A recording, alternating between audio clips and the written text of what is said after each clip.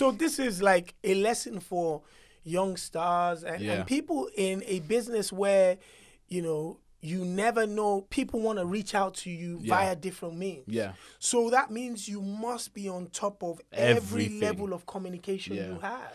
I see you got bare followers. I'm not going to DM you because first of all, I automatically assume you won't reply to me. You got bare guys already in there. Second of all, I automatically assume you're expensive.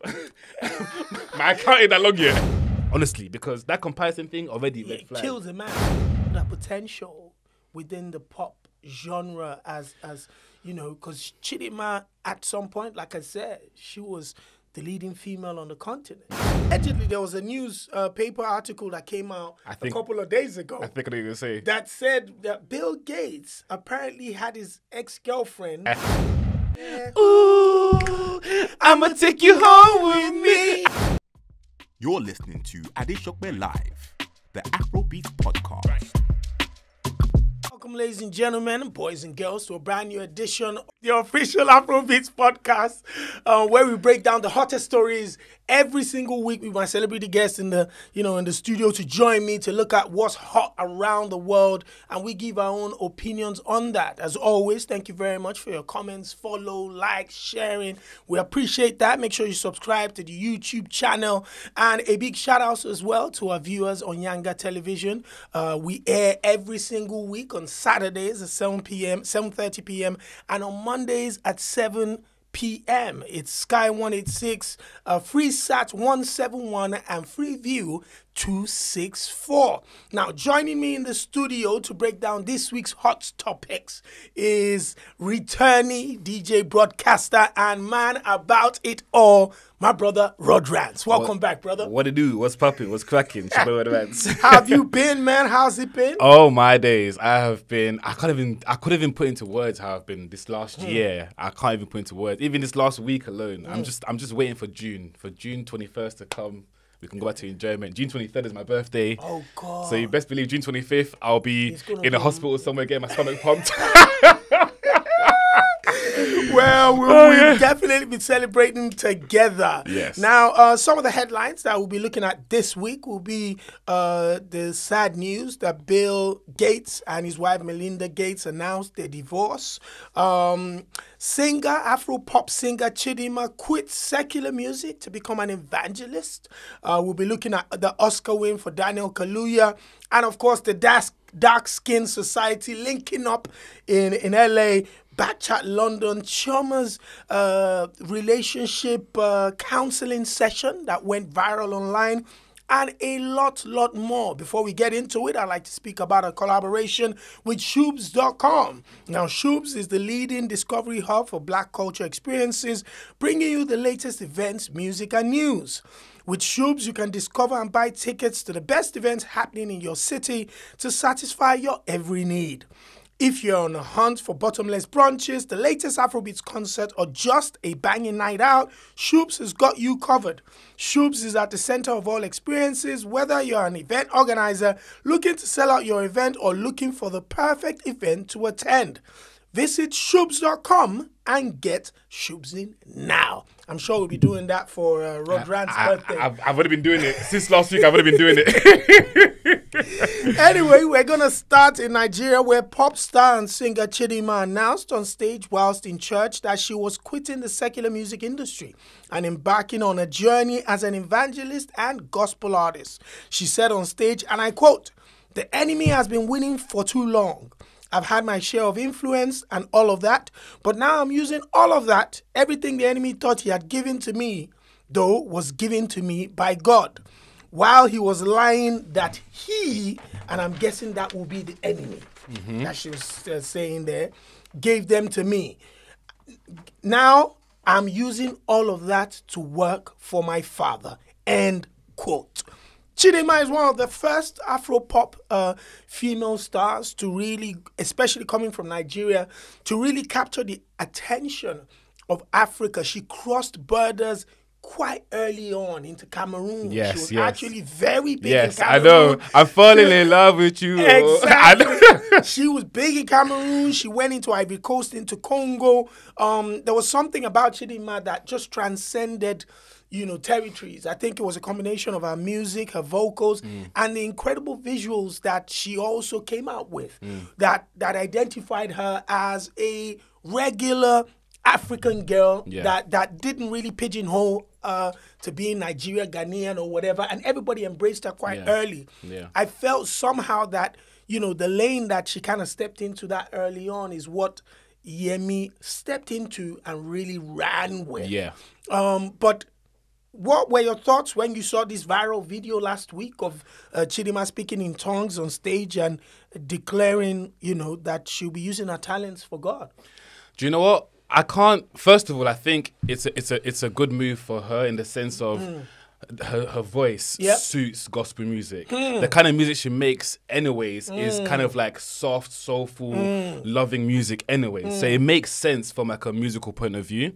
And on top of that, you can never say anything bad about someone that's doing something for God. What can you truly say about that? Do you know what I mean? Yeah. So, and she has the look. She has the innocent, clean, innocent She's look. always had that clean cut, innocent look. That's why I always liked her. She's always had that. Not that's never changed. Yeah.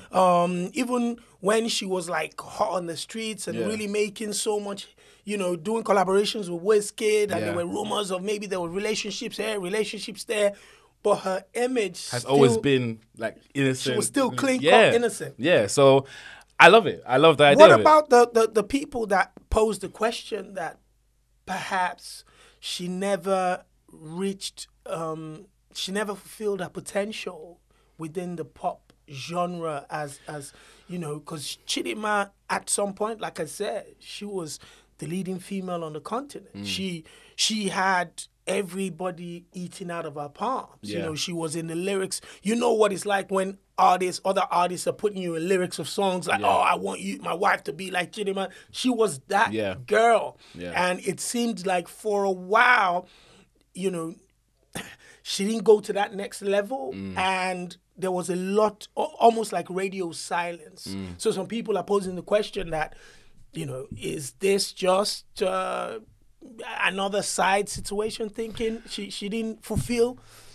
I mean, success is measured differently by everyone. Do you know what I mean? Absolutely. So you can't, I can't say that she's not successful and somebody else can say she is. Everyone looks at it differently. It's subjective. That's the word. It's subjective. And I'm a guy that works on numbers. Whenever I get approached for an interview, I go straight, what's your numbers? What's Look at her numbers. Her numbers are still really good. Crazy. Like, as you said, yes, she has gone a bit quiet on the radios and stuff like that, but her numbers are still really good, meaning she made timeless music at the time she was at the top because her numbers are still getting mad plays. So you may not hear on radio, but go check her Spotify. Her numbers are still doing good. YouTube, social media. She would not be getting booked for shows if she wasn't still relevant to some degree. Do you know what I mean? And then secondly, her transitioning from her normal kind of music to gospel is the same way artists transition from drill to trap or from Afrobeats to Amapiano. It's a normal thing to do. Do you know what I mean? It's not strange for someone to transition to a different genre. Yeah, especially as artists. Artists are very creative. Yeah. What do we normally say? We normally say the sound is matured or things like that. Do you know what I mean? You can't expect Chidima to continue doing I'm falling in love with you or that kind of music at a much older age, or so to speak. And the same way, if she transitions to gospel, judge her based on her new music. If you feel as though you prefer the old one, you can go back and listen to the old one. But there will be people that will also like the new gospel music. That will love the new one. And there's nothing wrong with transitioning. It's normal. It's business. And apart from that, she's got a status already. Yeah. She's a huge... She's very established. Accomplished singer. She's fantastic at singing. And now she's embraced her faith. Kind of like obviously out there. And she's going to really be using these talents to profess her faith and to really proclaim, that, she's a Christian and all of that stuff. And you might be surprised that this could even take her to a different level. I was just about to say, I feel like a lot of people, like the average Afrobeats lover or people who like to party, they may not realize the gospel music market no, is huge. Listen, bro, The gospel market is huge. you are a DJ. How many times when you have a loud Afrobeat set do you play Kosaba Bire, Kosi Baba? Uh-huh. We turn a club Literally. into a praise and worship session. Literally. Every day of the week. And we don't even realize the gospel market is huge. huge. Massive. So One of the biggest records out of Africa for years, and I still believe it's probably till now, is The Waymaker by, I've forgotten what her name was, Waymaker, Miracle. She's a Nigerian Sinach. Yeah. It's a big record. Yeah. Huge. It's got probably about 300 versions around the world. It was the first to hit over 100 million views. Yeah. This woman was doing arenas around the world. The thing is, I feel like for her to decide to go into gospel, minus the fact that she wants to follow her faith and push her faith, I'm sure she's looked into it. I'm sure she's already made a few gospel songs a long time ago. Do you know how many big churches will book you for a Sunday performance, and how many people would love to see a Chidima on The stage in gospel church? market is huge. And secondly, some churches are massive. No, big. Huge. Like we're talking concert level size. Wow. What's the one they do here all the time? Believers or something at the O2 Redeem. Songs and worship. Hillsong. Yeah, Hillsong. Hillsong is basically the equivalent of an O2 concert. Yeah. It literally is. Yeah, you're looking at 20,000 people on a That's what I'm Sunday saying. service. That's what I'm saying. So it's a smart move. Like I can't say nothing bad about it. If you're Chidima's manager, I'm sure you'll be smiling in the background thinking, we're about to hit it. We're about to make it big. Anyway, over to the States, where this past week saw the announcement that billionaire couple, Microsoft CEO Bill Gates and CEO of the Bill and Melinda Gates Foundation in Melinda Gates, were getting a divorce. The estimated worth of this groundbreaking divorce is said to be around $130 billion and counting, sending the news platform into an absolute madness at the possibility that Melinda Gates could be walking away with half the bag.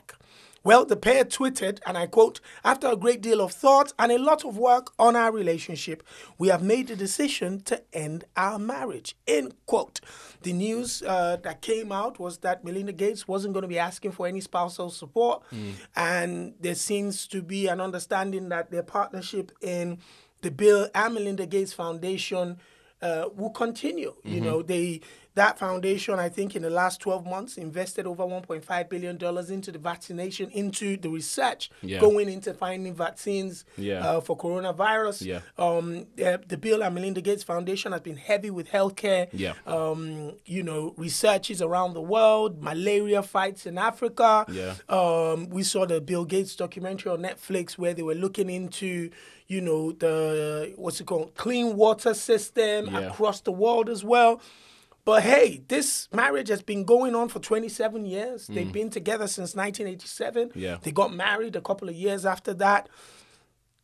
Social media had a field day when this one came out, brother. What were your thoughts? I much like other people, I did not see it coming. I did not see it coming out at all. But at the same time, the statement that Bill Gates put out, you can tell that they tried. End of the day, sometimes that happens. It doesn't work out. You can't come and kill yourself because you want to stay in a marriage. I mean, but it sounds like they've really tried and they've also agreed to work it out like respectfully. Do you know what really surprises me though? When you see marriages or couples that are in their kind of like late 50s or 60s, raised 3 beautiful kids, seem to have like a stable, calm situation, and they head for divorce at that time.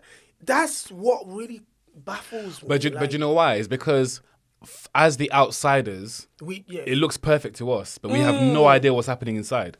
Apparently, allegedly there was a news paper article that came out a couple of days ago. I think I was going to say that said that Bill Gates apparently had his ex-girlfriend. He had in I was working allegedly I was working in the contract with his marriage that he was going to be allowed to take weekend trips away. Yeah, like once a with year. his ex-girlfriend. Once a year. Now I My can't. jigger. Okay, as a guy, yeah. Listen, When I you saw need to that, when I saw Come that, on, my I thought, jigger. yeah. Come I on. thought, yeah. But at the same time, that's wild. That's wild. But when you're worth $130 billion, you can make some ridiculous regrets. I also heard that, well, allegedly, Yeah. that he actually asked his ex-girlfriend for permission before he proposed to Melinda. So basically, it's almost like the same sort of. It's almost like a situation where there's been two people or more than one person in the relationship all along. That we don't know. That could be one of the reasons why they've had issues. Because I don't really see many women. I don't care how rich you are. I don't see many women being comfortable with having your ex as a third member of the relationship. And a constant official and then holiday. knowing that once a year your husband is going off for the weekend with his ex. But bro, they're in their 60s, man. What's he doing, man? No, but his ex-girlfriend too will be in her 60s. But he's probably had that agreement from day one of the marriage when he wasn't 60, when he was able to do things. So, but and someone sent me something. I definitely need to open this one for you. So someone sent me a list of what's it called? A list of billionaires who, yes, here it is. A list of billionaires who are divorced. So the top 10 richest men in the world. Who are divorced? No, top 10 richest men in the world. Yeah. 7 of them are divorced. Jeff Bezos, Bernard Arnault, divorced. Elon Musk, divorced. Bill Gates now, divorced. Larry Ellison, divorced. Sergey Brin, divorced. That's out of 10. There are only 2 that's left married. 3 left married. Mark Zuckerberg, Warren Buffett, and Larry Page. Do you know what that shows? What does that show? Money honestly can't buy happiness. Money honestly cannot buy happiness. That's exactly what that shows. Money honestly cannot. So all you girls nowadays say, my man can't buy me this, my man can't buy me that. That'll be you in 10 years' time. Enjoy divorcement. What? But it's wild. Like I still said to you, like, when I think about it, these guys are old folks. They've been in the relationship for quite a long time. You know, I think his daughter also tweeted the fact that, you know, the family have been trying to settle this, and then she has to learn how to deal with this new normal going forward. These are grown-up kids that are used all their life. They're 20, 30 years old. Yeah. Their parents have been together, and they get to this. And you look at Bill Gates, soft-spoken. You look at it, and you're like, and you still couldn't work it out? I mean, the thing is, at the end of the day, it's hard, man. Do you know what it is? If you're not happy, you cannot... It'll get to a point in the relationship where you just say to yourself, look, like, as much as I want to stay in this, I'm not happy. And you have to put your happiness first. Doesn't matter what situation you're in, doesn't matter who you're with, doesn't matter what the possible outcomes could be or X, Y, and Z. You have to put your happiness first. You can't keep yourself in a position where you're not happy for the sake of... I understand, especially when kids are involved. Yes. When kids are involved... All the more reason to want to make things work. And sometimes some people might feel trapped because there's kids there that, I can't leave because of the kids. At the end of the day, you have to keep yourself happy because your kids will not want you to stay somewhere knowing you're unhappy. No child would want that. Do you know what I mean? I'd rather my parents separate and be happy than be together and not be happy. That's deep, man. And I'm saying that my parents are still together. That's a big thing for me to say. My parents are still together. Like, married now almost, how old am I? My parents are married almost 30 years now. Years. Yeah, 30 years. Still going. Don't know how my dad's doing it, but you know. It's tough. Listen, man, when I see them, like, when that news broke, that definitely shocked everybody. And then when you look at the list, you know, and see the amount of billionaires and just people in general, the amount of relationships and marriages that seem not to find a way to amend itself and work things out, it can be a little bit terrifying because it just shows that, Do you know what's crazy? I've said this to people before, like, so obviously, like I said, my parents are still together. Yeah.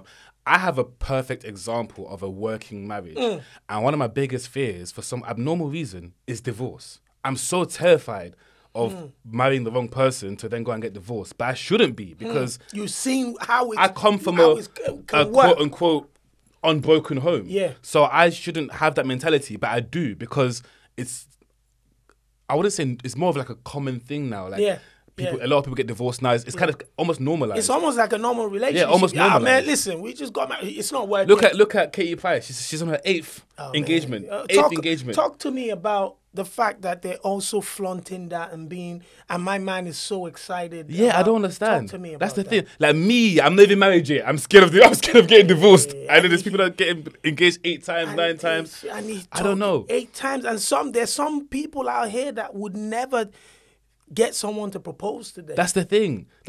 So Katie Price is on her 8th engagement, bro. What's she doing that's right? She must have some magic, some magic somewhere.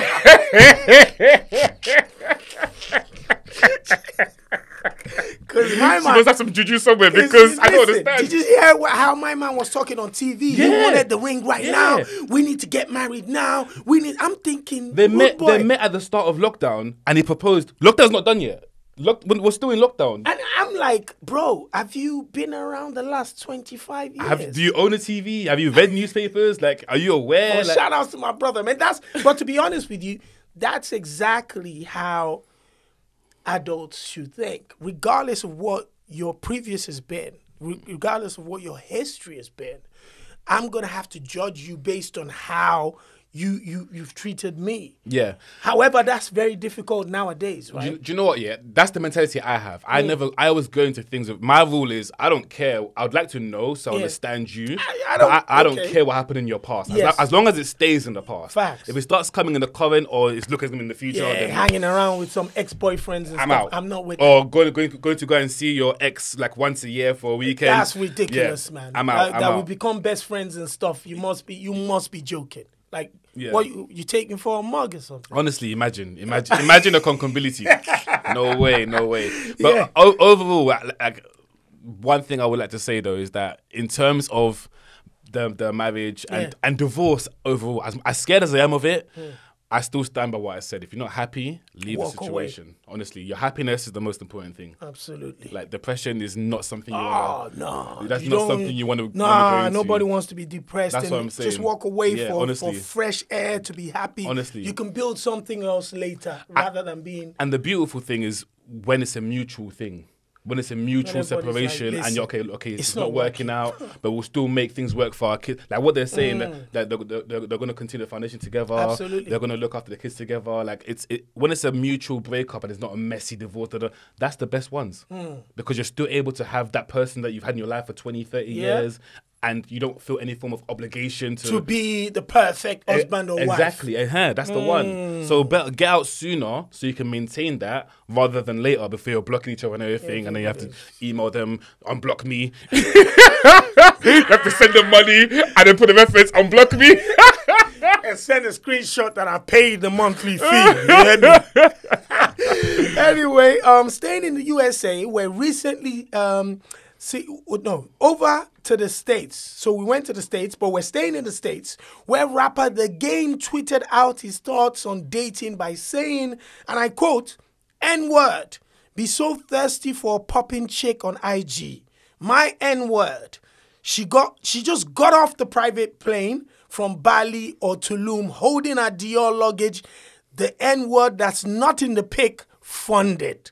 Get you a regular chick.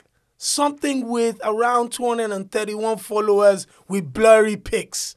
The odds are better. End quote. So basically, the popular chicks on IG with a lot of followers, exclusive bags, looking like she's traveling around the world, might not be, that's what he's saying, might not be the one to go for. Just go for that, that conservative the more girl, modest. the one more modest that probably takes her pictures herself for IG. Doesn't use crazy filters. No, doesn't use no crazy filters. Her account is private. All of that stuff. That's what he's saying. Yeah. And that the other ones that really look like they're well done, there's probably someone behind funding that. Is that not playing back to the same narrative that, the good-looking, well-cleaned-out girl on social media or whatever is probably having some sugar daddy or whatever in the background? Do you know what, The Game says a lot of things. He says a lot of things. And normally, I don't agree with him. But this one, I agree. Talk to me. I agree with this one. And I can't lie, I have tried and tested that thing as well. Are you for real? Honestly, like, I don't even...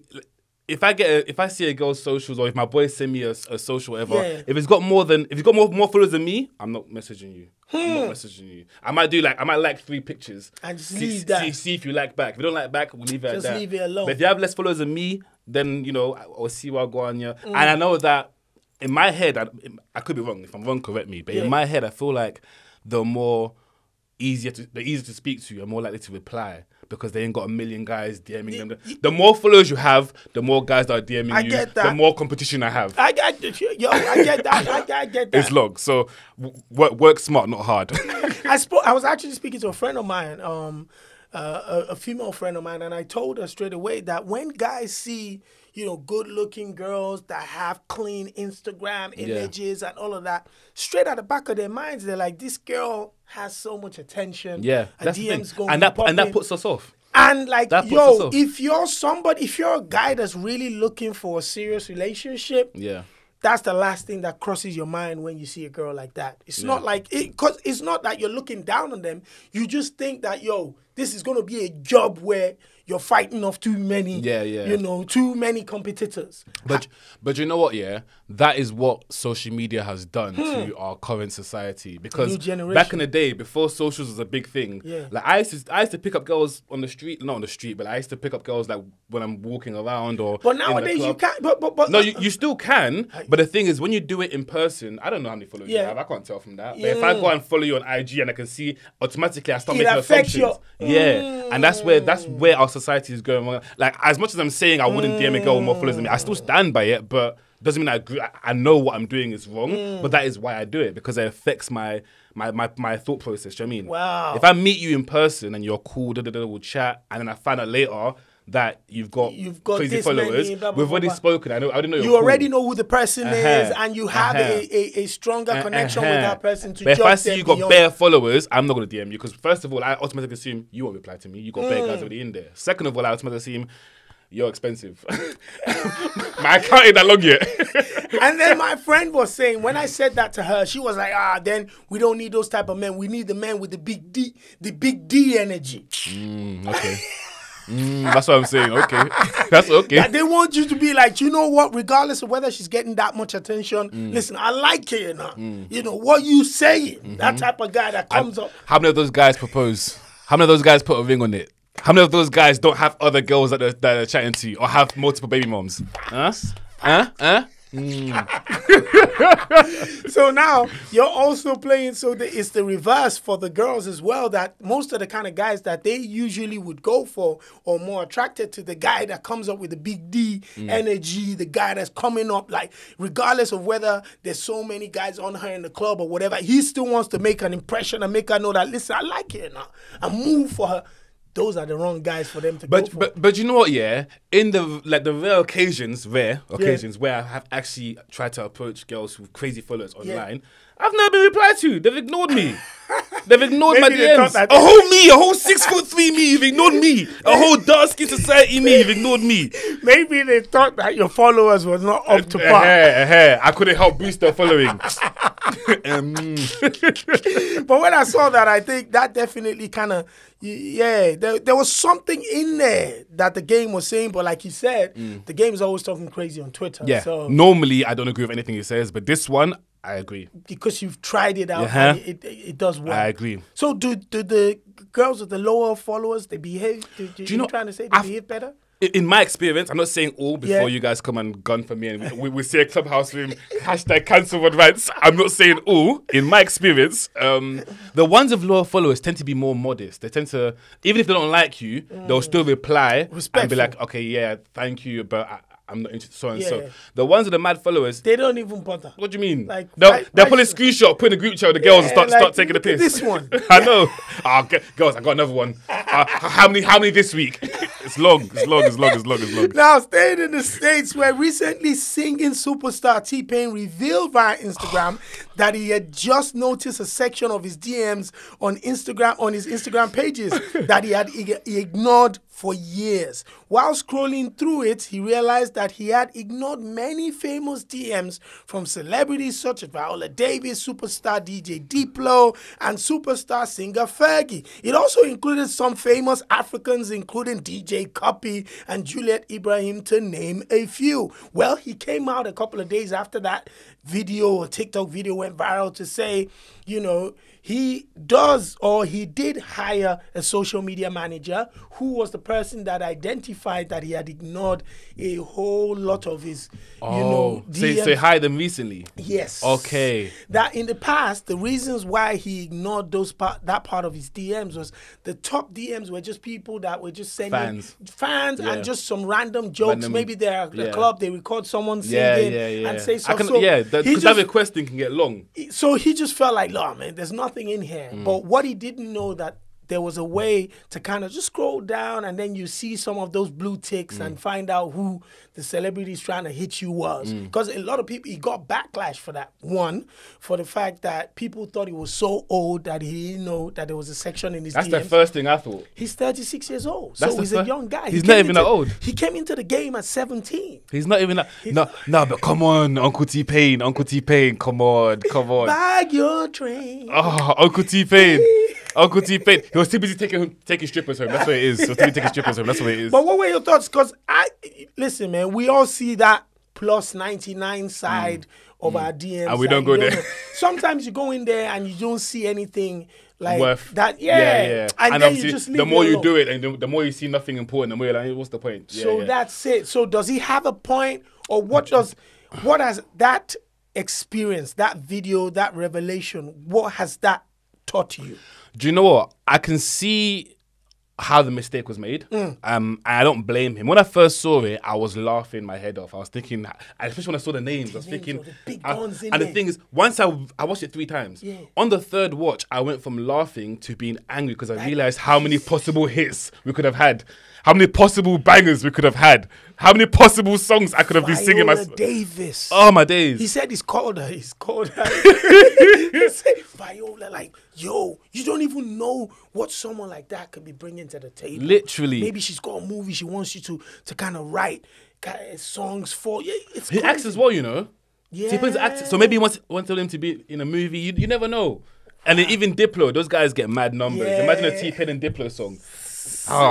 So I can see how the mistake can make, like you said, when you got crazy like 99 plus and you're scrolling, it gets long. I can see it. That being obviously, again, another factor is he came in the game young. Yeah. When you come in the game young, there's a lot of things that you don't think to. Especially back in those days. Yeah, now it's before different. social media was a big thing. Now social is a big thing. You need a social media manager because you can't keep up. It's difficult to go to the studio as much as they do, record, write, shoot videos, do this, do that, this endorsement deal, that endorsement deal, this meeting, that meeting, and keep up with your Instagram. And he's on Snapchat, he's on Twitch, he's very active on Twitch. Yeah. There's too many platforms now to keep up with. Some people said he should have turned on his notifications. He said, what? Now, when I saw that, I was laughing. I was thinking, Uncle T-Pain, really? But maybe it's because I don't have 99 plus. That's why I'm saying it. Maybe they want to get 99 plus, I'll do the same thing. You'll be doing the same thing. But that's a message. So this is like a lesson for young stars and people in a business where, you never know. People want to reach out to you via different means. Yeah. So that means you must be on top of every level of communication you have. And if it gets to a point where you feel like it's too much for you to handle alone, get some help. Hire a social media manager, or even ask your friends or even your manager. Sometimes managers are happy to do your socials for you. A lot of artists use people to control the socials. Yep. Half the artists we've interviewed, they've told us, Facts. it's not us that control the socials. Yep. So when it gets to that point, you have to start thinking, cool, I can't keep up anymore. I need to do something to put a safeguard in place in case something like T-Pain's thing happens and you're missing big bags, big moves, like big potential doors being opened. Absolutely. Do you know what I mean? Absolutely. So again, Uncle T-Pain, I still love you. I'll still buy girls drinks. Buy your Drink. Ooh. I'ma take you home with me. I got money in the bank. No, I don't. I do not have money in the bank. Leave me alone. Leave me alone. I'm working on that. Now, over to the UK, where a video went viral showing Backchat London's beautiful Chioma and her good-looking boyfriend having a heated relationship counseling session. The beautiful personality can be seen discussing their relationship problems with the counselor virtually. Was the initial video that went round. Yeah. But it's now turned out that the clip is from a new show called The Blue Therapy on Trend Central, the makers of Backchat London. Well, the video instantly set tongues wagging about relationship counseling for boyfriends and girlfriends, and two, is it okay to make such an intimate thing public? My brother, Rod Rant, what are your thoughts? No, when I saw the trailer, first of all, Yeah. I thought maybe the acting is a joke. Then I watched the first episode and I realized, snap, Nah, this is real. This is real stuff. This is actually two genuinely real couples Yeah. who have come on a platform to talk about their relationship problems in front of the entire world. Therapy is an amazing thing. Yes. But it's also a very private, sensitive thing. Like especially as a man, it's very difficult for a man to open up in public, let alone on a global stage. Yeah. So Chioma also said something. If you watch the first episode, she was like, I'm more comfortable on screen, I'm comfortable on camera, but I understand that he might not be that comfortable. So when I first watched it, like even before he'd said it was her idea, Yeah. I'd assumed it was her idea to maybe try and get her back up on the social aspects of life or boost her credentials. Something I assumed it was For popularity. Yeah. So when I was thinking, why would you drag your guy on this to come and do such a public thing, especially from a guy's point of view as well? Yeah. Me personally, I'm not going on no global platform to speak about my feelings. And if you drag me on there, I will not feel comfortable to be open and honest and speak about my feelings, especially if you already know that I'm not on it. Yeah. Having watched the first episode, Choma, I apologize. I take it back. Your man is actually trash. I will say it now. No. Because do you know why? The thing is, Why? It's one thing to feel insecure or uncomfortable and not open up. It's another thing to be completely dismissive. Completely, because he came on and first thing he said was, this is not going to work anyway. There were some moments in there where he was rude and he was dismissive and he was kind of like brash. However, I'll be honest with you. I was also, when I saw the initial trailer, I was like, God, I must have put a comment on Shea Burr. Was like, nah, man, she's an absolute queen. Why? Because I was scared that, you put everything out there. But when I watched the first episode, the first thing that came to me was, let's be honest, women talk about these things any opportunity they get to discuss with their friends anyway. Discuss with anybody else how their man isn't, doing what he's supposed to do or what they feel he should be doing. Second of all, yes, it is an entertainment program that they've decided to use this maybe as a counseling session. However, they're also using it for their own personal businesses to increase their profiles individually in whatever it is that they're doing. But when I watched it, I'll be honest with you, I saw a little bit of myself in the guy. Because number one, I, as a man, do you know what? Yeah, I was like, I saw a little bit of myself. So maybe it is almost like they took the bullet on behalf of everybody else. Do you know the thing with the guy, like his mentality and his way of speaking, I can understand it. I can understand where he's coming from. But and you see yourself in that, where he's saying, listen, man, I'm out on the road. Let me tell you what he's saying. I'm out on the road going, trying to, make money for the family and come back home. I work at least 3 or 4 hours extra longer than you do. So I'd expect when I come back home, you know what I mean? The house is taken care of. A cake as that thought might be. And we've had that conversation multiple times. Subconsciously, most guys do expect a little nurturing. Like me, I say it all the time. I don't care what you feed me, man. I'll eat anything as long as I can survive on nothing. I'm not going to ask you for no special nothing. But if I'm out 4 or 5 hours extra on you, I come home, you'll be nice to come home to something. The thing is, I understand what he was saying. I think maybe what's making it difficult for me to sort of be more on his corner is how dismissive he is. Like his attitude is he was going when he started questioning the counselor. That was uncomfortable. That was out of order. That was uncalled for. And then I love the way she handled it. She kept as well. She's professional. She was Professional. like nah. Professional. The counselor was fantastic. Yeah. And Chioma was fantastic as well. She instantly called it out and said, nah, you don't do that. But I also wanted to highlight something throughout the counseling session. She always referred to him as babe, babe. So even though we're having this tussle back and forth, I still love this, man.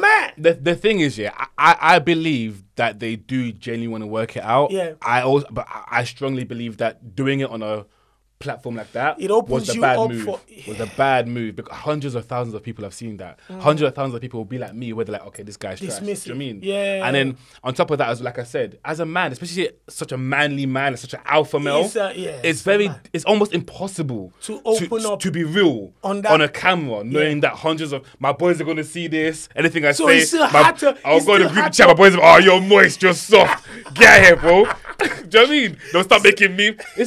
So he still had to be tough. Yeah, that's the thing. Like, I get it, but it's like, I don't know. I just feel like maybe they did it off that platform and did it behind closed doors. Chioma might get better reactions, better results, but he might open up a bit more. Do you know what I mean? Most guys, I don't know about you, but me personally, I'm more soft towards anyone I'm dating behind closed doors than I am in public because I have to maintain that alpha male. Do you know what I mean? It's almost like a subconscious thing. Yeah, it's not intentional. That's the thing. You want to appear the man. Exactly, that's the thing. So even the things you were saying, like, oh yeah, like I do this, I do that, like all that stuff. Again, especially from an African background, it's normal. The things he's saying. That's why I said that you see a little bit of yourself in him. Because those are normal things coming from an African background. We grew up seeing that with our parents. A man that's busting his ass to take care of the family. It's a normal thing. But then I think let me change my position then. Maybe the reason why I feel the way I feel towards him is because of his attitude, but it's not his fault. Yes. He's been put on a platform that he already said he did not want to be on. Yes. He's agreed to do it for his girl because he does want to make it work. You can tell they want to make it work. So he's agreed to be on it, but because he's on it, he don't want to be on it. That's why he's giving us the attitude he's giving us. What about the flip side? The other couple that were on there where the other lady was talking about wanting Gucci bags and all of that stuff. I know the other guy. And you know the other guy? I know the other guy, Jamal. But I've got to be honest with you, he comes across like a decent young man. He is. That's the thing. I'll be honest with you. Hey, Jamal, I don't know who you are. That's the thing. I don't know who your parents are, whatever, but he is. Shout outs to you, boy. The thing is, he came out like a young man who's got his head screwed on right. Yeah. He's trying to build a nice future, loves his girl. Yeah. But she might be asking for a little bit too much. What, a little bit? A little bit. If she asks for 10% of what she's asking him, there'll be a new girl already. So first of all, Jamal, I went to uni with him, right? We didn't speak too often. We wasn't like close friends, but we see each other all the time at clubs and whatever. Yeah. He's always been a calm, respectful, cool quiet. Anyone that knows Jamal respects Jamal. That knows a nice guy. That knows a calm guy. He doesn't really get into trouble, that kind of stuff. Like, he's always been on his grind as well. He's a fitness instructor. He's been doing that since uni. He's always been on his grind. All he does is his fitness stuff. He's done fitness classes. He's grown a really good brand fitness wise. So to see him on there and to hear the things that she said, for example, one red flag to me, the comparison thing. Oh man, that in itself, I hate that. There's no man that doesn't hate Is it Deborah? Deborah, if you're seeing this year, you're the one messing up. You're the one that should be embarrassed, honestly, because that comparison thing already red flag. Kills a man. Second of all, going to go and, like you said, women talk anyways, but there's certain things that you don't tell your girl. Do you know what I mean? Yeah. So if I tell my girl some sensitive family stuff, I wouldn't expect you to go and tell your girls, Rod's family is no. Again, that's another line you've crossed. And on top of that, it's your first relationship and you want to meet the parents already. It's not even been a year. You want to meet the parents already? African family? It's not been a year. You want to meet the parents already? Are we getting married? Yeah, but if it's a serious relationship, why not? Because she's giving him red flags from day one. Yeah. If I'm only getting red flags, because me, I'll be real. When I get with a girl, right, if I really like you, and things are going cool, I want to introduce my family. But the moment I start seeing red flags, I start thinking, okay, maybe I should take my time, chill. just in case I introduce you and then it And doesn't then work out. everything, And my mom's like, what kind of rubbish are you brought to my house? Yeah, You know what I mean? yeah.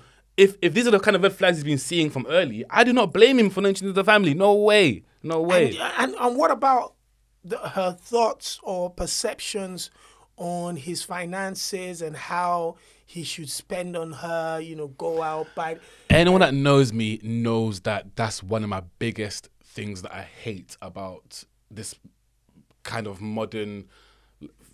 where does it even come from? Social media? I don't know. Probably social media. I think it's a social media thing. I'm the kind of guy where if I genuinely love my girl, like my girl, I'll spend anything anyway. Happily. You don't need to ask me nothing. But if you start asking, that is when I don't spend. And you're putting pressure that is when I don't spend. The last gift you bought me was in September, blah, yeah, blah, exactly. That is when I don't spend. Or you start looking at, okay, yeah, well, this isn't expensive enough. Those are the kind of girls that can make you sell your organs to go and buy them a Birkin bag. Those are the kind of girls that my mom said stay away from. It's true. It's true. Those are the kind of girls that make you sell your passport so someone can go and do fraud just so you can buy a Birkin bag. Those are the kind of girls I stay away from. Like, no way. I was I was thinking about her as well. What about the way she came across? Do you know what? First of all, she came across she came across. Funnily enough, even today, as I was driving here, we saw a clip on Instagram. I said it to the boys. I said, "Yo, someone told Jamal to get out because that is toxic on a different level." But then the way she's coming across. If that's her genuine personality, then she's going to struggle in life. Because I was scared about. She's going to struggle in life. Too. She needs some serious healing. She needs to, especially as a first relationship. Obviously, it's a learning curve. You need to learn how to be in a relationship. I mean, like your first one, most of the time, is not your final one. Do you know what I mean? You go through many, and each one will teach you new things. So if that's her first one, she needs to take away from this. Okay, cool. And be honest with herself. What did I do wrong in the situation? What could I have done better? And then take time to heal before you go and mess up another guy's life. Like that. Yeah, man. But shout outs to the Backchat London, Trend Central, those guys. Killing it. I like the fact that, black brothers and sisters. Killing it. Are putting stuff together, even though they haven't been given the opportunity or the leg up that people from other parts would have been given. Yeah. If they had the amount of just 10% of the skills that the guys at Backchat London and Trend Central have, the creativity, if you look at Zizzy Mills' show, it's absolutely amazing, and how they built it from the ground. Like, it pisses me off to even think that, one of these Channel 4s or whatever hasn't given them a shot. Look at the numbers. Crazy. Look at they've been getting big numbers consistently for years. These are shows that you could easily see on Channel 4, Absolutely. ITV, Absolutely. BBC. These are things that can easily be commissioned by big platforms. Absolutely. And then instead of what they'll go and do, they'll go and get some... We're talking about changing the perception and Black Lives Matter and opening the doors to other people, people from black and ethnic minorities to come in and just bring that creative talent in and make a difference to what we watch on TV. The guys at Trend Central are that. Literally. Incredibly talented. They're fantastic with coming up with ideas. No matter how much you disagree with some of their shows or whatever, it is absolutely entertaining. That's what I was going to say. And the quality of the content high quality. is a star. Yeah, the production is amazing. Andy... Big props. Well done. I'm a big fan, man. On that as well, like, for example, the therapy thing, I don't like the idea of it. But it's a brilliant idea. But from a business point of view, brilliant idea. You will get views. And apart from that... everyone wants to watch it. And apart from that, people will learn from it. Like I said, it just might be that Jamal and Chioma have taken the bullets for a lot more black couples that wouldn't have taken that step to go and speak like that. Isn't it the equivalent of Jeremy Kyle when you think about it? Or Maury, all those shows where they have couples coming. Isn't it the same thing? Shay, the producer, was actually telling me when I came in, that one of the reasons why he feels a little bit uncomfortable about it is probably the fact that it restates the black stereotypes of dysfunctional black couples and stuff like that, that in his own mind, he feels like that's what that type of show is doing. However, it is not. Yeah. I think it's just because we haven't seen that before. Yeah, that's the thing. Black couples. To us, it's new. To us, it's new. And the thing is, when something is new, we're always apprehensive. Yeah, at we're first, apprehensive. but then we get used to it. We grow into By it. the fourth, fifth episode, it becomes... And we're hooked. guess what? Andy's phone will start ringing with a lot of black couples Yeah, begging to yeah. jump on that. Honestly. And expose their man, expose their girl. Yeah, you I know? mean, Trend Central, the whole of the Trend Central team. Shout outs to them. Honestly. Man. I'm a massive fan. Huge. Now, over to the USA where the Oscars took place. And as we had previously discussed, Ugandan British actor Daniel Kaluuya walked away with the Best Supporting Actor gong for his incredible role in Judas and the Black Messiah. His mom and sister were in attendance, and whilst giving his moving acceptance speech that included thanking his family, friends, and colleagues, including touching on our responsibilities to the society as a people, he also embarrassingly noted that he is grateful that both his parents had sex, hence him being here, so he has to celebrate life. Let's take a listen. Man, thank you, God. Thank you, God. I can't be here without your guidance and your protection. I'd like to thank my mum. Thank you so much for pouring into me. You gave me everything. You gave me your factory settings so I can stand at my fullest height. Love to my sister, love to my niece, my friends, my family, everyone I love from London town to Kampala. I'd like to thank my team, incredible support. Bro, we out here, yo. Man, it's good. Come on, Dan. Everyone at Warner Brothers, thank you so much for everything you poured into this. Everything you poured into this. It's so hard to make a film and make a film about a man like this, and they made it possible. They made it happen. I share this honor with the gift that is Lakeith Stanfield, the light that is, the light that is Dominique Fishback, the incredible cast, the incredible crew, you know what I mean? Lucas Brothers for starting the journey, Will Burson, to see you. You know, it's so incredible to look around you and just go, you're inspired by not only what they do, but who they are. So that's amazing. Chairman Fred Jr. and Mama Akua, thank you so much for allowing us into your life and into your story. Thank you for trusting us, you know, with your truth. Appreciate you deeply, and it's an honor to partner up and stand side by side with you.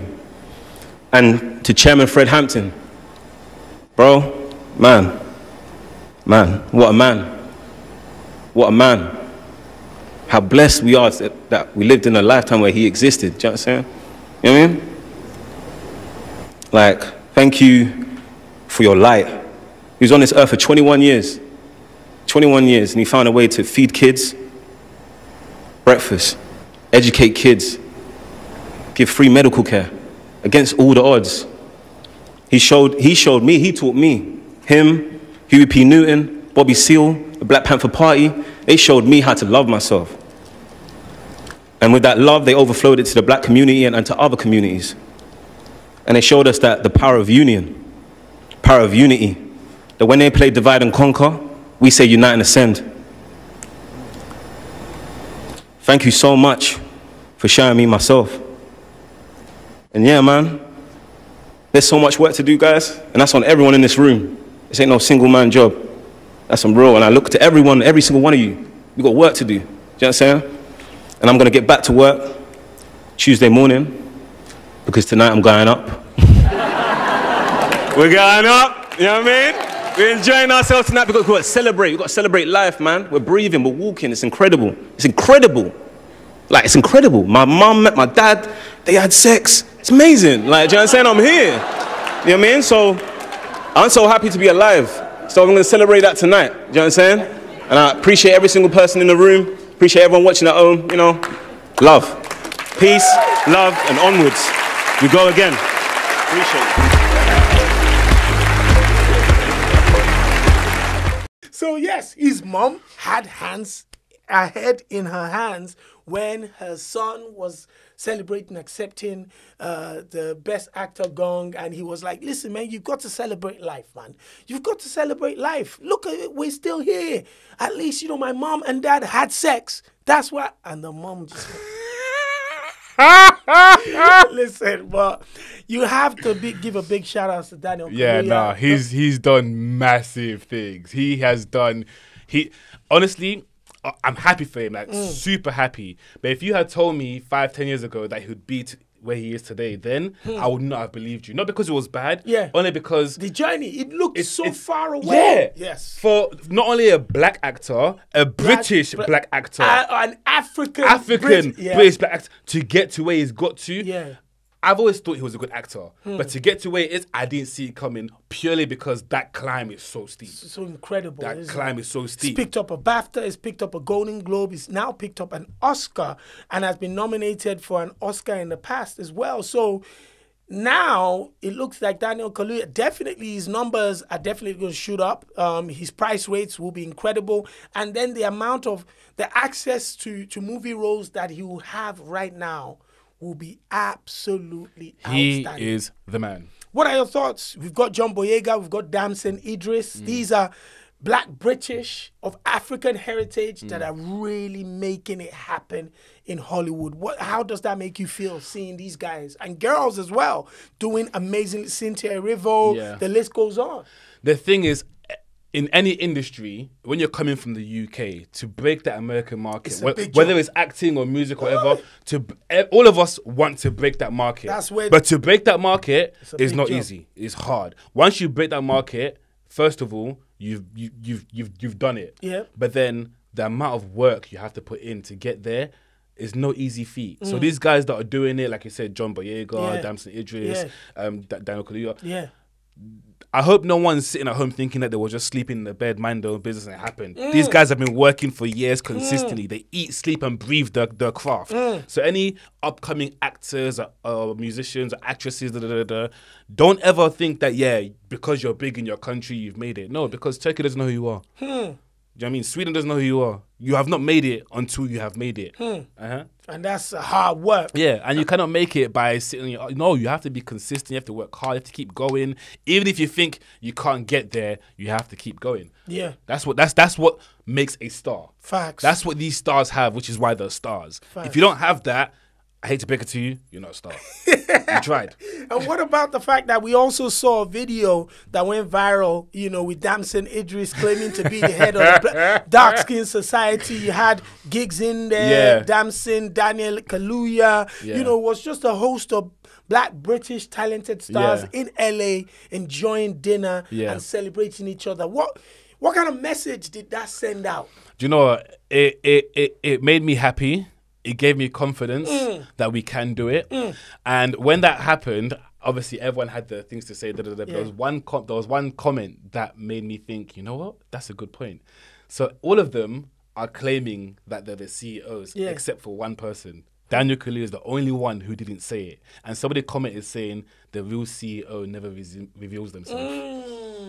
The real boss never tells you he's the boss. And then everyone knows already everybody you're the knows boss. Listen, you'd have to claim you're the boss when everyone knows you're the boss. With everything that he's done this year already. And that was before he even won the award. Yeah. So we're giving it to him. Is the honorary CEO. Yeah. Obviously, Michael Blackson came back with a rebuttal. Michael Blackson said, who told these British boys that they could come here and claim the Dark Skin Society when we've got Wesley Snipes, we've got Akon, who is supposed to be the Grand Chief. Okay. You know what, that is those are some big names. Those are some big names. I can't even argue that those are some big names. And then we also saw that they had dinner with Drake. Yeah. Drake is one of the most intelligent young stars that we've had in probably the last 40 years. The reason I say that is the way he's managed to keep his popularity going over the last 13 years. So relevant. And he has held on to markets like nobody else has. His hold on the UK is ridiculous. His hold on the world is ridiculous. Drake could drop an album, #1. But the UK... Yeah, it's crazy. But do you know why? It's because he's embraced the UK culture so much. That dinner was a reflection at the start of the whole Drake-UK relationship, a lot of people in the UK were giving him stick, saying that he's faking it, it's false, Even now, some people are still, why are you guys still saying it? He's proved it. He's proved that what He he's loves doing this is culture. genuine love. He funded the next Top Boy. I don't understand why you guys are still moving mad on Drake. Leave him alone. On that one, he deserves a British passport. Honestly, let's give it to him. Let's give it to him. He's welcome here anytime. Listen, even take Buckingham Palace. We'll give it to you. The guys there don't need it. Speaking about the UK, over to the UK, where the prestigious Wireless Festival announced its lineup for this year's show and received a lot of backlash for changing location from north to south, and secondly, the number of booked female talent in comparison to the male counterparts. The festival, which was previously scheduled for July, was moved to September 10th and 12th. Now, the 3-day festival will September 10th to the 12th. Now, the 3-day festival will also move from its traditional home at Finsbury Park to be held in Crystal Palace Park in London. While some big names are headlining, including Future, Skepta, and rap group Migos on Friday, Saturday, and Sunday nights respectively, only one woman appears near the top of the billing. That is Grammy Award-winning rapper Megan Thee Stallion, who will perform on Sunday night and is only one of 5 women on the 49-act lineup. Other women performing include Yinka, Ivorian Doll, Darko, and Tiffany Calver. What are your thoughts about the Wireless Festival announcement and the backlash that they are getting? Okay, so we'll talk about the location first. That's probably the easiest to talk about. Let's talk about that first. Why did you move it? And then second of all, the location you've moved it to, you guys are organising it. Are you not from London? It doesn't make sense at all. It does not make sense. Why? What's wrong with Crystal Palace Park? My people, my South London people will be excited that they don't have to travel across town to go and enjoy some of the best, artists in the world. Isn't the location literally in the centre of 3 of the most dangerous parts of South London? Wireless in itself, festivals, they're hard to keep secure. Wireless. My last experience at the Wireless Festival, when I left a little bit early in the evening. I think it was Miguel was performing, and I left and went. And whilst I was walking into the train, these 2 guys just ran and barged past me, got into the train. We sat down, and the minute they sat down, they just pulled, at least, I'm not lying, about 60 chains out of their pockets, and they started sharing their booty in front. Bro, it was one of the scariest moments ever. See? One of my friends, you should have seen the way his phone just disappeared into his pocket. That's me. Phone is gone. I've taken percent of sleeping. They were in front of all of us. They were sharing the chains. Yeah, just 8, 9, 10. That's what I'm saying. Obviously, I wouldn't have minded South London, but pick a part of South London that makes a bit more sense. Second of all, that moves me onto the lineup. Not only have you got it in a dangerous location, there's no women. It's 46 men. Yeah. And then on top of those 46 men, a lot of the UK ones are rappers and grime and gang affiliated. Oh gosh. Either that or they do music that you can mosh pit to, or the dances involve potentially causing fights. It does not make sense at all. I mean, whoever done the lineup. Now, this is what I wanted to discuss with you. I know we talk about, diversity and inclusion and making sure that people from different parts of the community, as well as men and women, are part of decision making when it comes to making decisions that affect everybody. Why don't you? So, are you trying to tell me that there were no women in the booking process to have said, hey guys, it's 2021. We've just had the Black Lives Matter. We've just had the Me Too movement. We're just talking about diversity and inclusion. And this still looks like 92% male. You know what? Let me apologize to all the female artists out there. When I saw the lineup, innit, as a man, naturally, I was gassed because of the because your artists are there. Migos, I was gassed. And then when I started seeing the females on my socials going crazy and saying what they were saying, that's when I realized, oh snap. So so there are things we don't know. Initially, I didn't even think of it, but when I saw it, I thought, oh snap, that's true. Where are the women? And that's when I started to realize, actually, this lineup's not that good. Because there's so many talented women out in the UK that have not included. Miss Banks, who's been killing it for how long? Wow. Even Trilivia Banks, who's been killing it for how long? There's so many artists out there who do serious... Ray Black! Wow. What's up, Georgia Smith? What's going on with Steph London? Mahalia, Steph London. It doesn't make sense. These are people that get stupid numbers. These are people that have been killing it for how long? These are is Shabo on there? I think Shabo's on. Okay, I believe okay, so. okay. Listen, if Shabo's not on, But you know what I'm saying? So That's it wasn't until I crazy. saw that tweet that I realized, yeah, this lineup is very, very. and that's what, if a woman or a couple of women on the panel that were booking artists for the wireless, that's what they probably would have highlighted. The question is, are there women in power who are able to make those decisions, or at least Or raise those or at suggestions. least raise those suggestions? Yeah, because similar to having issues with race in the workplace, we have to acknowledge we also have issues with gender in Absolutely. the workplace. So Absolutely. yeah, they may have women that work for them, but But not are in they in those positions decisions. of power? Are they able to put up ideas that they will take seriously and actually possibly implement? Do you know what I mean? Yeah. And that's where I feel like that they went wrong with this. Wow. They should have really, and I can't lie, I can see it really backfiring for them on the long run. Now they've done this, I think the first person I saw tweet was Mahalia. No way. Yeah, Mahalia was the first one I tweeted saying what kind of... And she's had an amazing year. She picked up the Brits. Like, I think she picked up the Brits On last to- year. on top of that- she's big. On top right of now. that, before this post, I'd never seen Mahalia post anything negative. No, she's a cool, kind calm, of quiet, like. But this is a serious issue. So when she said that, I said, "Whoa, you Yeah. guys have really messed up here." Yeah, Of all it's a people, serious- Mahalia, of all people, is it's pissed. a serious issue. Is 'Cause pissed? You can imagine the doors, the amount of doors that she has shut in her face anyway because she's a woman. Yeah. And then to To go and do this. then maybe she's also a huge fan of the Wireless Festival. She's looking forward to the Wireless Festival as a fan. And then you now like, yo, what's going on? I don't think they thought. I don't think they thought this through properly. And as I was saying with the branding as well, this could affect them long term. People may no longer want to go wireless no more, thinking, okay, you guys clearly don't care about us, especially women. You don't care about us, so why should we support you? And the women are probably the most loyal fan base for any festival in the world. Exactly. And the women, that's the one time women spend money. That's the one time they spend money. Hundreds. They That's the spend one. hundreds, Their outfits, their tickets. Women always go for VIP. Bro. All of this mosh pit, Nah, they don't want nah. it. They They don't always wanna be mixed most VIP tickets is women that buy it. And then their outfits and then their drinks. That's the one time women spend money. Like the one. That's a huge market to completely not include in such a massive event that happens once a year.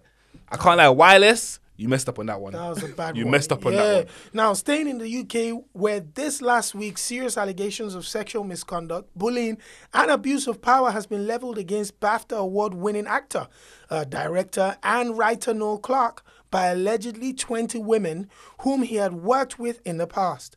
The allegations were revealed in a Guardian newspaper investigation that has led to him being stripped of his most recent BAFTA award, his 2019 Film Institute Lifetime Achievement Award, the pulling of the remaining 5 episodes on ITV's Viewpoint, and the halting of production of his Sky series Bulletproof. The BAFTA board has also been criticized for awarding him despite the allegations that were made known to them before award night. The BAFTA leadership has defended their actions, saying the initial allegations were made anonymously, hence them going ahead with giving him the gong. It has to be said that Noel Clarke has denied all the allegations, apologized for any actions, and said he was seeking professional help to deal with the issues.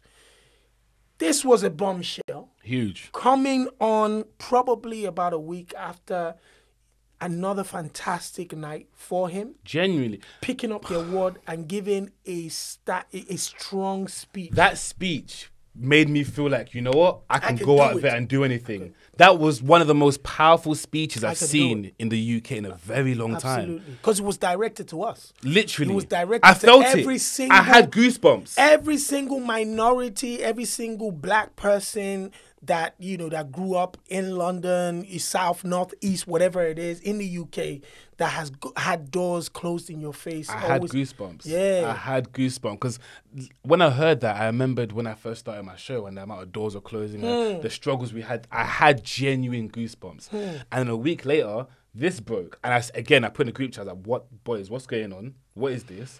A week after that, you've gone from that to this in a week. And then the annoying thing is that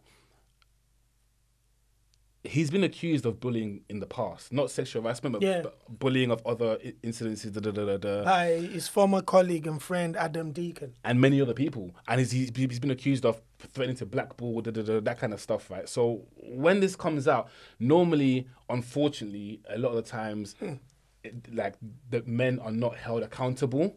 But in this instance, it's a case where, you know what, unless you can genuinely prove you're innocent, to me, he's guilty. He did it.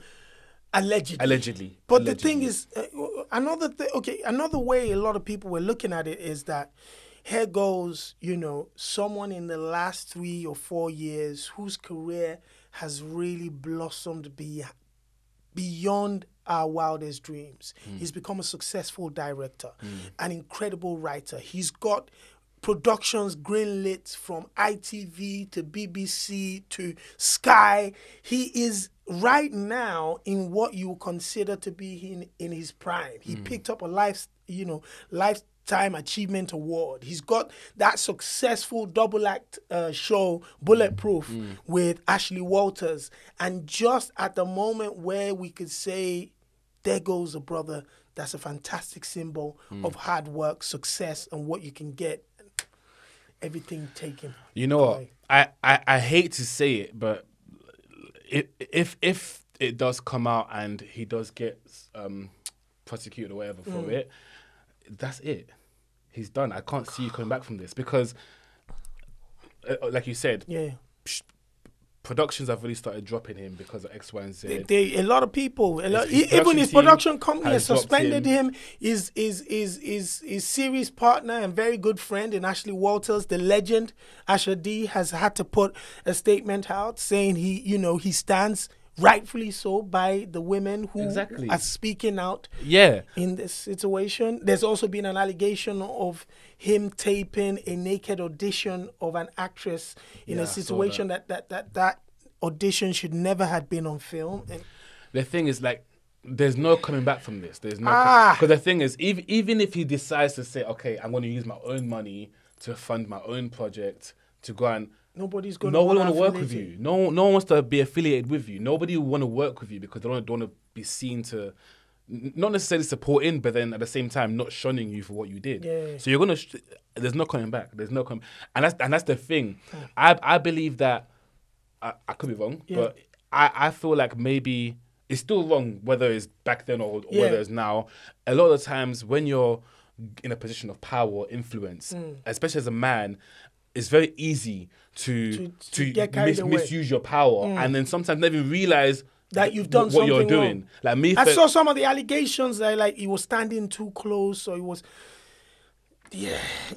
So it's very easy for those things to be, but this is the thing. As men, we need to first of all be aware, and also we need to know that just be more cautious of the way we move, the way we speak, the way we act, our actions, the things we do towards and around women and how they could feel towards it. Like for myself, for example, the position I'm in, I work with a lot of female artists. There's a lot of female in the radio industry anyways, do you know what I mean?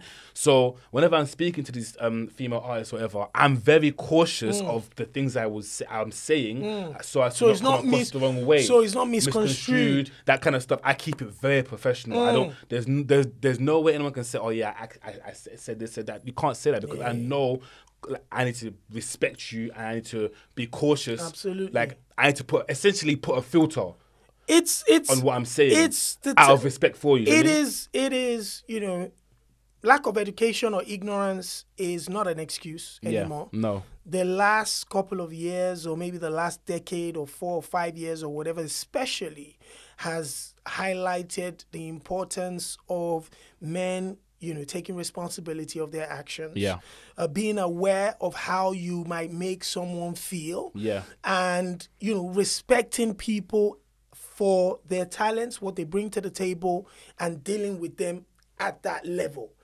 Unfortunately for a lot of men, over the last 20, 30, 40 years, the society has allowed people to behave in certain ways that they've never been called out for it, brought to book for it. And some people have gotten into a rut where they have carried on those toxic behaviors as normal. And when you carry on those things as normal, eventually you get people like Weinstein. Yeah. You get, and unfortunately it looks like with the amount of backlash and the amount of distancing that the industry is starting to do with Noel Clarke, they're almost kicking him out into that type of situation as well. Yeah, It's a tough one. I mean, man. even if it was one woman who came and spoke out against him, that's still Still bad. something. But the fact that it was 20, that's a lot. Bill Cosby had 30, I think it was. That Bill Cosby is international, massive. I'm not saying Noel Clarke is huge. Yeah. But let's be honest, Noel Clarke is more known in the UK Yes. than he is internationally. Bill Clarke is not Bill Clarke, sorry. Yeah. Bill Clinton. Bill Cosby. Bill Yeah. Clinton. Bill Cosby. Bill Clinton had his own issues. Bill Cosby is he had 30, Noel Clarke has 20. Yeah. Even if it's one, it's wrong. But for 20 to come out and say the same thing, Can I ask? there's no smoke without fire. What if I put this question to you? That do you believe that there are cases where people have been accused of heinous crimes like these by many people, and it's been false? No. You don't? No. Not when You believe that everybody in prison is guilty? No. So when you said by many, so Yes. By many, as in multiple people have come out and said multiple people have come out and said someone did something wrong to them. Mm-hmm. Don't you think that there will be instances? I'm just playing the devil's advocate. I don't. Unless those, so in this case, for example, unless those 20 women are all friends and all come and said, guys, this it's is what different we should say, people. That's why I think. But when it's was an different people who are investigation. not Who linked don't know to each each other, other. how can they all be saying the same thing? It's not possible. So unless they've come together and said, guys, let's go and ruin his career, but we'll say it's impossible. What about the Russell Simmons story? You remember the Russell Simmons story? No. Russell Simmons as well had a documentary last year that was made against him by 3 very credible, highly ranking women in the hip hop game that had worked with him, dated him, and been around him for over 20-some years. All 3 of them have dated him. No, I think 1 or 2 had dated him officially, but the others worked with him. And it was some serious, these are credible women. These are people who, these are serious situations. The difference with that one is that, for example, the 2 that had the 1 or 2 that had dated him, if it ended badly, my dad always says, what's that thing? Something about scorned women or something? A woman scorned, Yeah, that's There's what I'm saying. nothing as dangerous as a Exactly. woman scorned. So that one's a bit different because they were already involved, and you don't know how things could have gone in the relationship, and they could have done it out. You of- would have to be there's proof. a potential You have to prove, for doing it out of spite. Do you know what I mean? But then, what reason do these 20 women have to go and all say the same thing? Do you know what I mean? So, and I also heard from a source that there's been many instances where he's threatened to blackball people if they don't do certain things, allegedly. Wow. So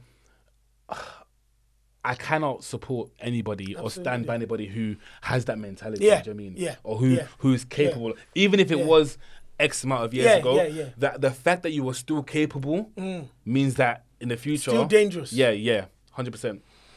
Well, that shocked me. That shocked me to my core absolutely, because the week before we were celebrating. he'd give me goosebumps. I've not had that since Barack Obama was president. So scary though that, like I You- said, that's the thing, you never know. 1 minute and then You never know, you never know what people are like behind closed doors until you know. No. But by then it's normally too late. Wow. Well, we'll follow the news to see what happens in the Noel Clarke story going forward. Now, over to South Africa, where popular musician Moonchild Sanelli stirred up the internet with some controversial remarks that read, "Can bisexual men just own it? Because lies are very saddening. I don't know if you know that. There's plenty of girls who love to have fun with bisexual boys. Cause straight boys be straight up unskilled with some sex things." She went a bit further by tweeting the following, and I quote, "Bisexual boys F better than straight rigid boys, girls. Don't say I never plugged you to real sex." End quote. First of all, I don't agree with that. I do not agree with that. Why? Because I am straight and I know that I have powers. That's what I'm gonna say. Oh, you don't agree with the fact that she said bisexual guys will probably be better than... Oh yeah. You That don't thing. agree with that? I don't agree with her saying that bisexual guys are better in that department. No. But what about the fact that she also states that women would enjoy sex better with bisexual men? Again, I don't agree with that because it's subjective. You know what I mean? Like a bisexual guy could be skilled only because he's genuinely skilled, not because he's bisexual. The one thing I will agree with in what she said is for people to own their sexuality. Do you know what I mean? That's the one thing I will agree with. If that is you, that is the true you. Again, like I said earlier, be happy, be you, and the thing is, coming from Africa, I know how difficult it is to. But I even think South Africa is a little bit more lenient when it comes to those kind of things. Gay rights, but it's still bad other parts of Africa. Yeah, they're lenient, but I feel like end of the day, it's still Africa. It's still, do you know what I mean? And then on top of that, you got your African family, your African dad, those kind of things. There's so many factors that they just wouldn't understand what you're saying. That's the thing. Like I agree with her saying that they should own it and be true to themselves. Like that, no one lives your life but you. Better than end of the day, if you pass away tomorrow, then who passed away? Not other people. Yeah, you did. So you might as well enjoy your life whilst you're here and do what you want to do. Absolutely. But then they're not better than us in the sack. I'm just saying that, FYI. If you want to find out, my Insta's there somewhere. Hit me up. Less than 6 followers, though. Less than 6K followers. Less than 6K followers. Now, we're rounding up in Ghana, where there seems to be a movement growing online and a hashtag trending called Fix the Country. Actors, entertainers, and celebrities have joined in the movement, speaking up against what they feel is bad government and demanding that the leaders do right by its people. Now, actress, this lady, Yvonne Nelson, also spoke on Twitter saying politicians will now know better than to make empty promises to the youth. And she chuckled at people who are taking money from politicians and now couldn't speak up against bad governance. In the same breath, singer Kwame Eugene was slammed by popular broadcaster Bridget O'Toole for what she called an ignorant statement. Kwame apparently was asked on radio if he agreed with the Fix the Country movement, to which he said those saying that should fix their mentality first. Bridget wasn't too happy about his comments, so she tweeted a link to the interview whilst calling him ignorant. Fix the Country, a movement going strong in Ghana. First of all, to a lot of us that believe Ghana is on the road to a lot of good, better than most African countries. This came as a shock. Yeah. Like, to hear this, I was like, what? I always tell people, like, I can't lie, Ghana is like the spot. Like, Ghana seems like they're actually doing Africa right. Like, they're doing it properly. Like, my mom always says the one country should accept other than Cameroonian is Ghana. Like, literally, everyone loves Ghana. Everyone knows Ghanaians are one of the most nicest people in the world, the most welcoming. So to hear this, I was like, wait, what? There's a problem in Ghana? Yes. There's a problem in Ghana? That just shows that, things might not be as they seem sometimes. What are your thoughts about the fact that, celebrities, people like Yvonne Nelson, she's always been very vocal. I remember when the Dumb Soul movement happened, when electricity was bad in Ghana, she was one of the people at the forefront criticizing the president back then.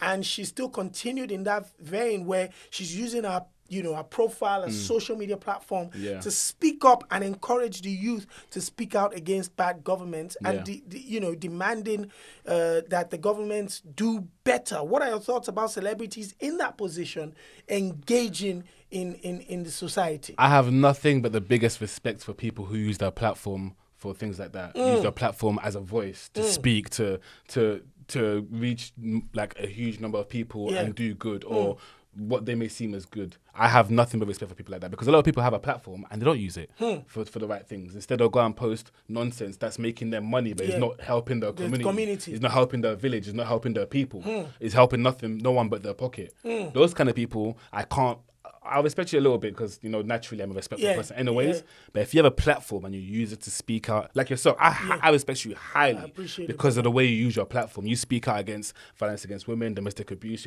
Everyone knows the things you stand for because you constantly use your platform for that. Do you know what I mean? So people like that, I respect you guys at the highest because there's no point having a platform and you don't use it. Do you know what I mean? Like even my platform I wouldn't say is that big, but during the whole Cameroon thing. Well, you speak, you were no one can say I wasn't vocal about it. You were very vocal. You spoke to the necessary people. You used I posted your the necessary things as a popular broadcaster and DJ to raise awareness and inform people like us. Exactly. Who were following who didn't know. Exactly. Yes. So I have huge respect for her. In her addressing Kwame Eugene. It was Bridget. Oh, Bridget, sorry. Yeah. In Bridget addressing Kwame Eugene, I see no issues with that.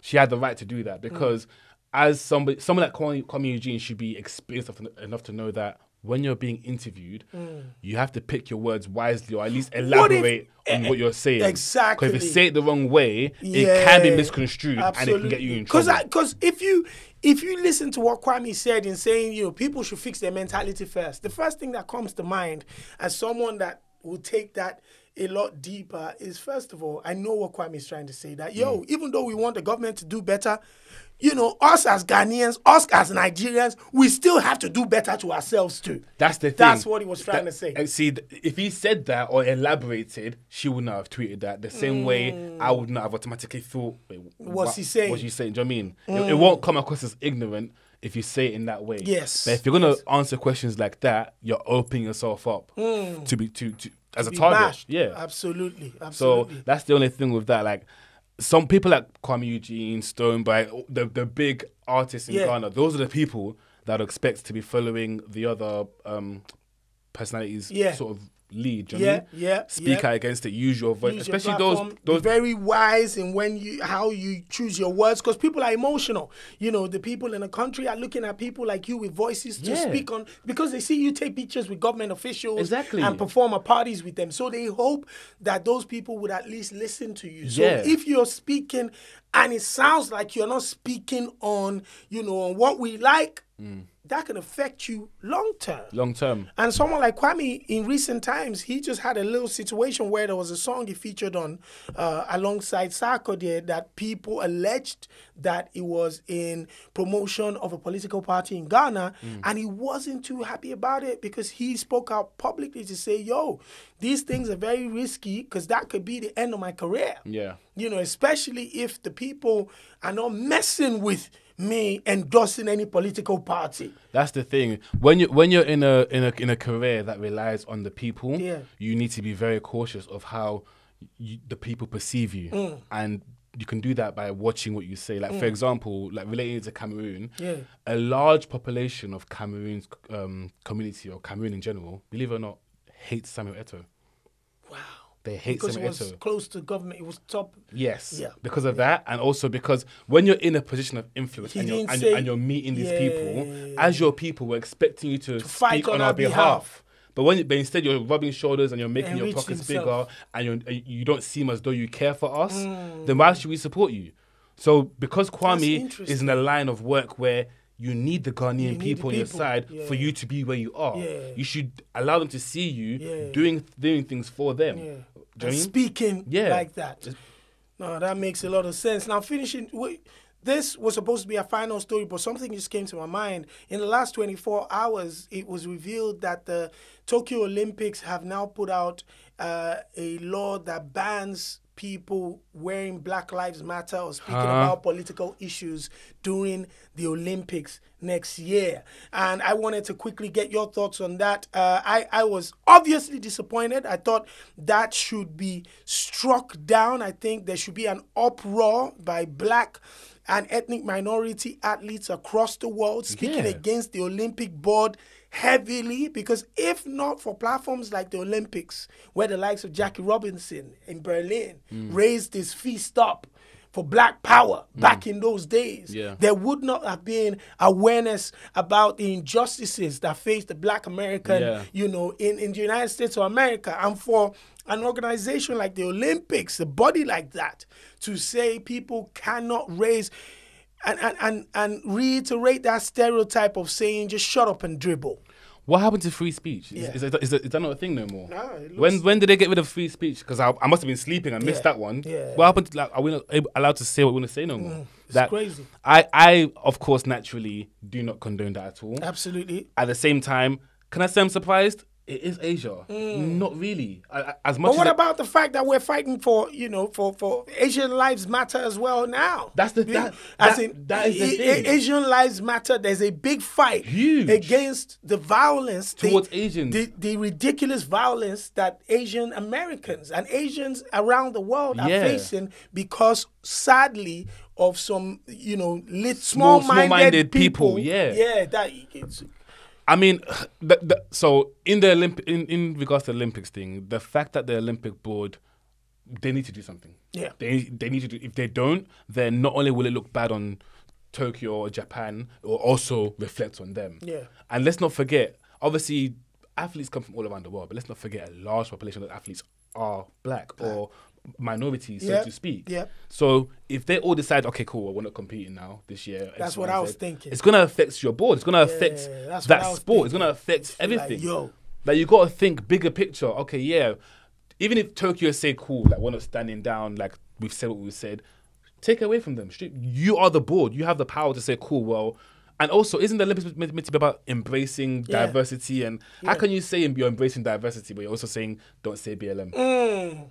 It doesn't make sense. So is it basically embrace diversity except black people? Is that what you're saying? If that's what you're saying, then you can go and jog on. I'm not watching you this shit. Whatever year you're on, I'm not watching.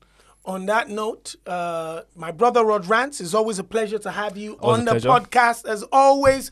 And you can catch us same place, same time. Make sure you continue to subscribe, like, share, comment. Of course, on Yanga TV, massive shout outs to the entire team from Afromedia Studios, Willow Studios, LM Media, Iomori, Shoobs.com, and my brother Rod Rants. Until then, it's peace and we're out. Peace.